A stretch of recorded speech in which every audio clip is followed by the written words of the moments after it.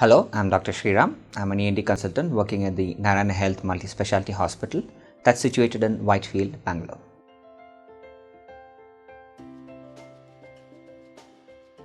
Now, snoring.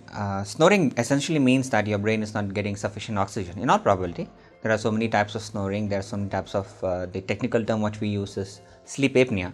There is a peripheral type of sleep apnea which is more common, and a central type of sleep apnea which is a little more rare. In any case, snoring means that your brain is not getting sufficient oxygen and your sleep is not adequate. Now, this can cause two types of side effects, things which are short term, things which are long term. Now, the short term side effects can be irritability, more sedation, tiredness, headache, disturbed sleep pattern. Irritability is much little more, like I already explained.